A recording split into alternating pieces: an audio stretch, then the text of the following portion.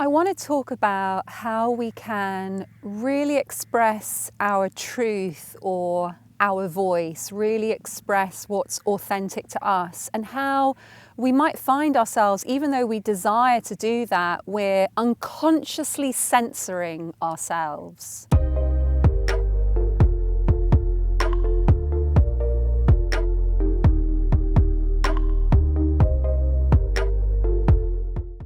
When it comes to writing, it might be that you're writing a novel or a memoir. It might be that you're writing content for your business. But in all of these examples, we're often shown the importance of using our voice, or the importance of writing authentically or really speaking our truth.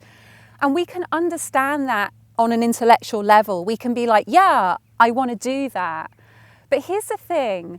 If you think about the brain for just a moment and understand that we have pathways in our brain, and these pathways represent thoughts that we've had and things that we've learned, we might want to be authentic, or we might want to write in our true voice. But if we don't have the pathway in our brain to enable us to do that, we're not going to be able to do it. And so what may happen is we've got a pathway in our mind that means that we're unconsciously preventing ourselves from being that open or that authentic creator. So how can we start to know if we are unconsciously censoring ourselves? And if we are, how can we make sure that we understand how to create that pathway to truth or authenticity? So one thing that really helps is to understand how we might have been trained when we were growing up. So for example, when I was growing up, when I was sitting in lessons, I used to really love just staring out of the window at a tree that used to grow in the garden at my school. Now, I wasn't staring out of that window because I was specifically trying to be naughty. I was simply staring out of that window because when I looked at that tree, I would feel love, I would feel connection. And so that's what I was automatically drawn to do. And I feel like it's the same with our work as writers or creatives. We can have that draw towards love and towards connection. And so we have a desire that our work is going to take us to that place. But if we've been trained to see that as something that's wrong or something that we get punished for, it's going to cut that pathway. So let me go back to the example. I used to get into a lot of trouble for staring out of the window. And there were many other things that I felt drawn to do too, like for example, sketch in my notebook while the teacher was talking, or I went to a boarding school, so I used to want to talk after lights out. So all of these things that I felt authentically drawn to do because they brought pleasure, they brought connection, they seemed like the right thing to do in the moment, but I was taught they were wrong. I was taught that they were the kind of thing that was going to get me into trouble. And then I was also trained into what the right thing was to do. So what that does in our brain is it creates neural pathways to take us from what we are drawn impulsively to do and to basically stop us doing that, and to create another neural pathway which enables us to conform or to behave or to get it right. So I was rewarded at school for not talking in class, for not staring out of the window, for not talking after lights out. So this desire that we have that might be to express like what's really going on with us, to express our vulnerability, or to just impulsively create, we might have been trained out of that so that we have a neural pathway that even though we desire to go towards authenticity, that pathway in our mind is taking us to make sure that we conform. And often what we can experience is like a sense of what we want to create or a sense of what we want to communicate, but we're not quite able to really get that sweet spot where we feel that what we're expressing or creating or communicating is really that place that we want to be. So once you start to understand how you might have been trained or conditioned, we can then get a sense of how to break free of that.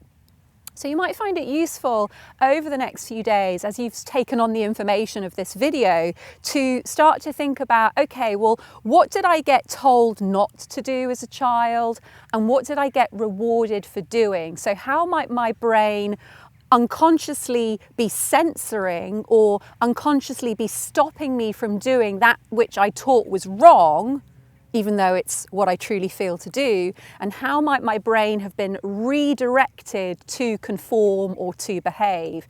So once we get a sense of that, we can then be like, right, how can I go about undoing it? So for me, the process looked very much like really revisiting those urges that I had as a child, like particularly that urge about connecting with trees. And that's why it feels really lovely to be out here in nature creating this video, because for me, being out in nature really is the truth for me. It's what I want to do more than anything else.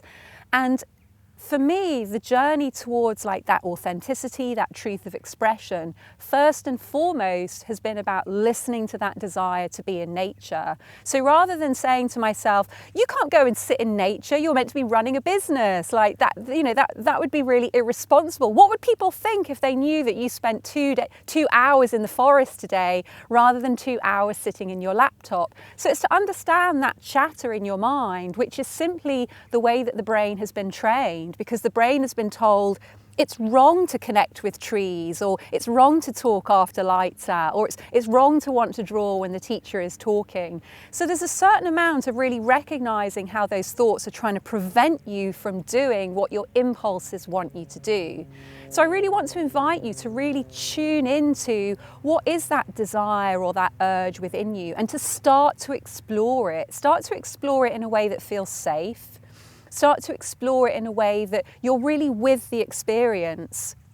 So recently I've been taking a lot of time to be in forests and to actually spend time with trees, to really understand what is it about trees that really speaks to me or calls to me.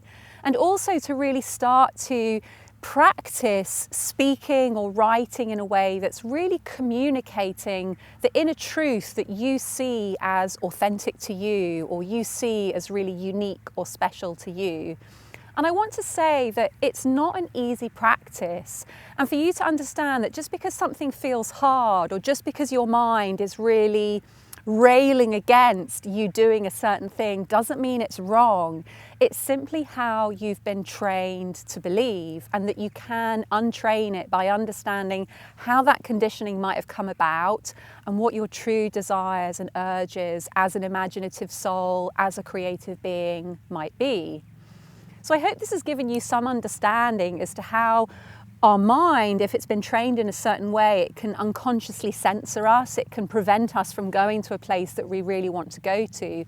And it takes more than just like an academic understanding about what authenticity is or what our unique voice is, but it really takes a place of like exploring what that inner truth of us is and finding our way back to that place and really practicing speaking from that place.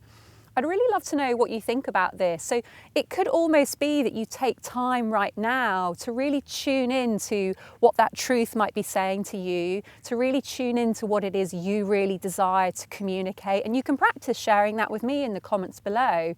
It might be that you feel still a little bit unsure or confused. It might be that you've got a question to ask, but you're like, oh God, even that feels nerve-wracking. So I'm inviting you to take that next step, whether it's to express a truth to me, or whether it's to ask a question that perhaps you might have censored yourself or prevented yourself from doing. Really, this is the work that I love to offer to creatives and entrepreneurs, really providing them with that safe space and that community, because I think when we're in that safe community, we're able to really thrive. When we're in a safe community, we can get encouraged in ways that we perhaps weren't encouraged as children. And that's what the Right No Matter What community is all about as well. If you're interested in this idea of a safe community, if you're interested in the idea of like really doing that deep personal work to uncover those truths within you that might have got buried, then you might want to find out a little bit more about the Right No Matter What community.